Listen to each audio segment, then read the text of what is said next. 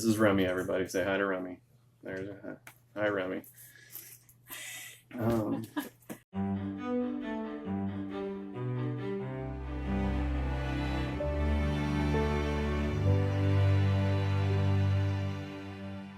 Hey everyone, welcome to Watts Weekly, and the subject I've been asked to talk about this week are my favorite artists or my influences, or that's kind of the way that I'm going to approach it, because you get into favorite artists, and that's going to change kind of day to day, and depending on what my mood is and kind of what I'm looking at the time. So favorite artists, that's pretty subjective. But I'm going to talk a little bit about the artists I feel like have influenced, had a direct influence on my work. I'm going to kind of skip right past the obvious stuff, which is a lot of the people that teach at Watts, and Jeff obviously has been a huge influence on my work over the years. So I'm not going to focus too much on that because you guys are familiar with their work and you know who they are. But just kind of take it for granted that pretty much everybody at Watts has influenced my work pretty heavily in one way or another. That being said, let's move on to some of the people that have been my biggest inspirations and influences on my work. I've got some of the books set aside here that I'm going to kind of go over and talk to you guys a little bit about, but mainly just kind of talk about what I look for in the artists that do inspire me. So the guy that I'm going to start with here first was the first guy that really made me want to be an oil painter. When I first started at Watts, I really wanted to be primarily a comic book artist, doing interiors, so pencil and ink work, sequential panels. That's kind of what really got me into art for the longest time, and I'm still a huge fan of it and many of the artists that do it. But as far as painting, the first guy that I looked at and I thought that's pretty much what I want to do was Hale. One of the students at the time, first year or so that I was at the school, brought in some of his work on playing cards for a game, I think called Dark Ages or something along those lines. I think Brahm might have even art directed on it. But a lot of the artwork on it was pretty cool, and when I saw his cards in particular, I was blown away. It really made an impact on me, and for the first time I decided I really wanted to be an oil painter, and in particular an illustrator.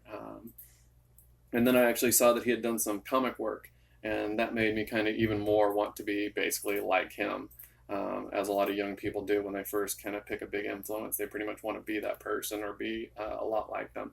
So I saw his work. I saw later on down the road, shortly after that, he did some Swamp Thing stuff, which I'm a big Swamp Thing fan. He did some Batman stuff. I'm a big Batman fan. So it just kind of heaped inspiration on top of inspiration on top of inspiration, that it seemed like he kind of liked a lot of the same stuff that I did. So that being said, this is the first book I picked up on him. And it's actually on him and his mentor, Rick Barry. It's called Double Memory. You can still find this book. It's not in print, but you can still find it around. And it's basically just a book that's a collection of their paintings, their drawings. I think there's even some photo montage stuff in here. So just really cool stuff. And they pretty much put the book together themselves from what I understand. So it's a lot of stuff that artists like. It's not so much a biographical collection of their illustration work, just more a lot of their personal work, a lot of their personal projects, a lot of things that they like as individuals, and not so much the big name brands that they had worked on. In fact, I don't know if there's much of that kind of work in here at all. There's a few pieces, but a lot of it's just kind of their personal work that they would do around the studio when working together. So it's a really cool book. If you're not familiar with Phil Hale's work, I recommend you check it out and enjoy. A book that came out later is a book called Goat. I've long since lost the dust jacket. But so this is a lot of Phil Hale's work.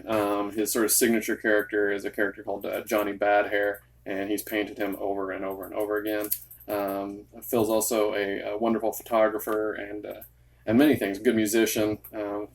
I've heard he builds motorcycles, so he does a lot of different stuff. But his artwork has always had a really big impact on me, and I've always really enjoyed it a lot. I still do. I've since kind of, other influences have come in. I've sort of expanded my horizons as to exactly what I want to do with my work.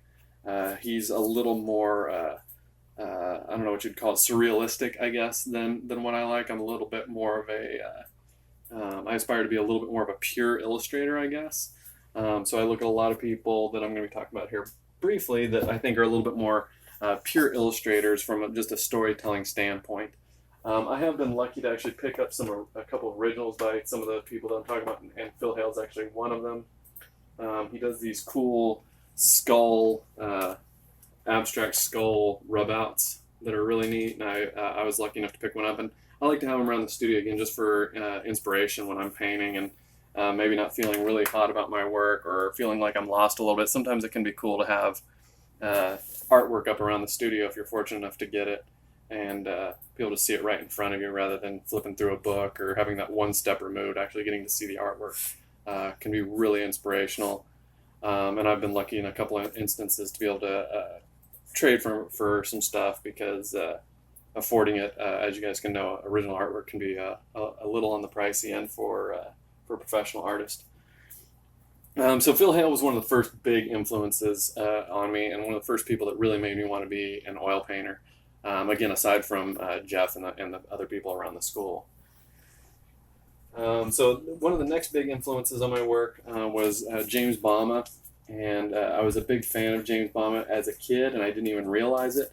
I picked up and read a lot of the Doc Savage books when I was young, and really enjoyed them. Really liked the book covers. Later on, I came to find out that a lot of the covers were done by James Bama and by Boris Vallejo, both two artists that I really admire. But Bama's work really had a huge influence on me as a kid, but it never really clicked on me to be a painter still at that point. I wanted to draw comic books. Just through happenstance, I found out later on that James Bama was actually a Riley student, and in fact, I've been told he was a roommate with Fred Fixler, who is sort of in our direct line of education at the school. James Bama was roommates with Fred Fixler. Fred Fixler taught Glen Orbick and Morgan Weisling and Greg Pro and all those guys that were up at California Art Institute. And then many of those guys went on to teach Jeff. Jeff taught us, so on and so forth. But I found that out long after the fact. So I was kind of pleased to find that out, and came to think that I was at least on the right track as to where I was studying, being the same material, the same methodology, the same sort of general philosophy that taught one of my favorite artists without even knowing it. So James Bama was a big influence on me, even before I really even knew that I had any influences in painting. I just always really enjoyed his work, and this is a really great book on him. There's several good books on him. There's one that's a sketchbook of his work.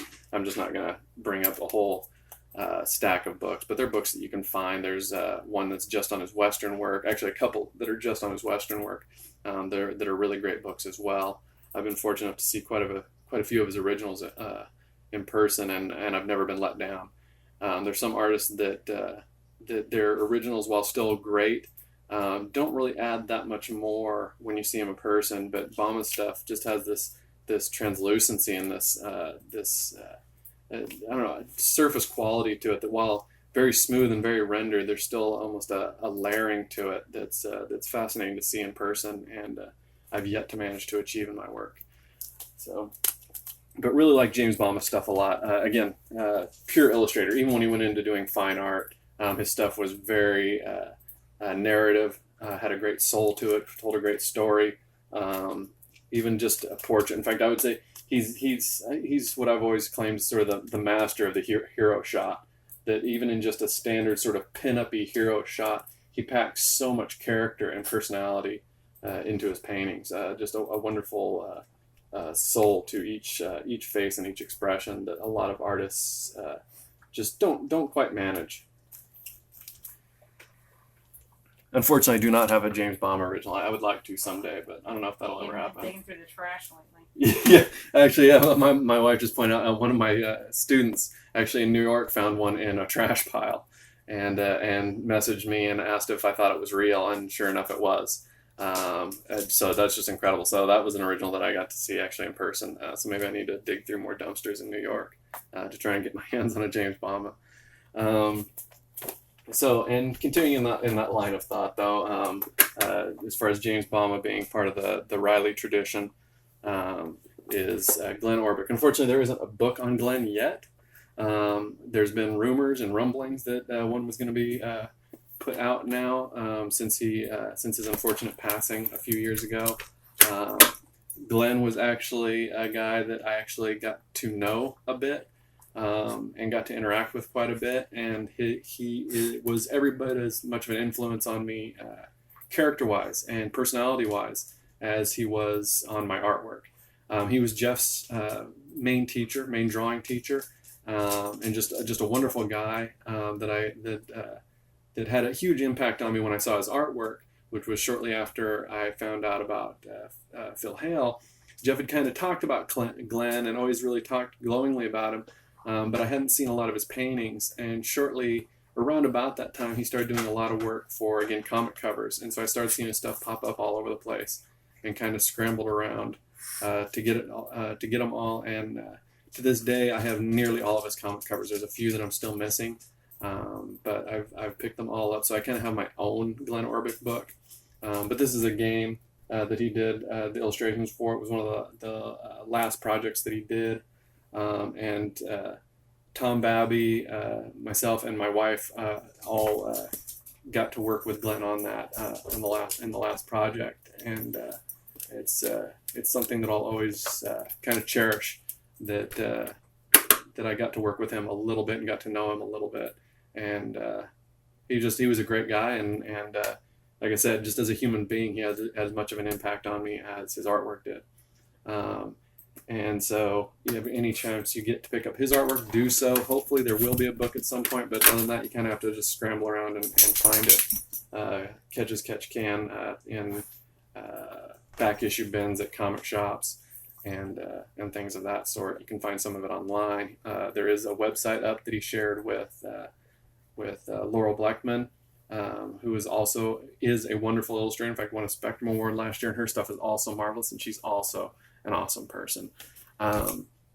So his work is still out there to be seen. But I do have actually an original of Glen's. I have actually a couple, but this is one of Glen's originals. It was actually for that Deadline game that we worked on together. So again, one of my most cherished items. I still need to get a frame for it, but it's one of those things that I'll hold on to for the rest of my life. So the next guy I'm going to talk about, Norman Rockwell, again on the tighter end of the spectrum, but still very tiled. Use tiny little brush strokes. You might be surprised when you see his work in person, actually how tiled it is and how brushy it is. But Norman Rockwell, not much to say about Norman Rockwell. Whether you like his subject matter or not, it's tough to argue that he's not one of the greatest picture makers of all time. Really difficult. I'd be a little skeptical if someone tried to argue that point. Because it's just subjectivity aside, it's objectively just he's one of the best image makers ever. He probably could have been a great motion picture director. Certainly could have been a great comic artist. Just the way he puts an image together would translate over into any medium, any visual medium. I feel. So his stuff is great. Again, I've got several books on Rockwell. I mean, I could bring over a stack of books as tall as I am, just Rockwell alone. So any of the ones that are just collections of his work are great. But there's also Rockwell, How I Make a Picture, which is a instructional book on how to put together a picture. So his stuff is also great. And again, he's got those little sculptural tiles. He uses really strong theatrical lighting in many of his pieces, but his work also runs the gamut. He did a lot of subtle stuff as well, but a little more known for strong theatrical composition. So again, Norman Rockwell, one of my favorites. Whenever people say, who should I go to study for this, inevitably Rockwell's on the list. How do you paint shoes? Rockwell. How do you paint eyes? Rockwell. How do you paint hands? Rockwell. Pretty much just go down the list. Anything that you want to learn how to paint, Rockwell. He was pretty much good at everything. And the sort of joking response I have when people say, I don't like Rockwell's style, and I always sort of respond like, what style is that? I paint better than you do? Because that's pretty much his style. I mean, there's some caricature in some of his work, but a lot of his stuff is straight up just good painting too. He was just good. There's no way around it.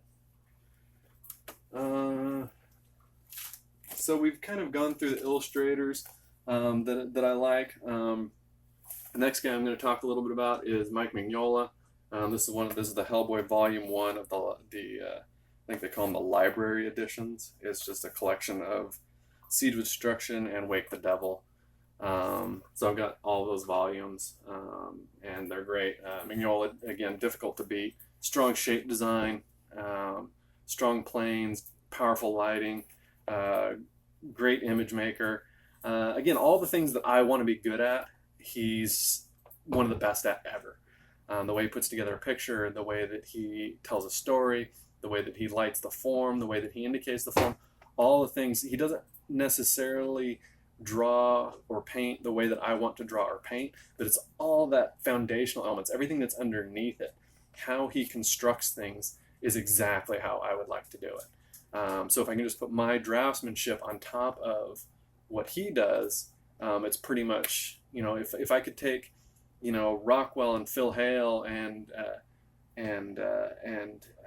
Glen Orbick and put it in on top of on top of Mike Mignola, that would be pretty much who I would love to be as an artist. So I'll probably never be half as good as any of those guys, but that's kind of what I'm shooting for.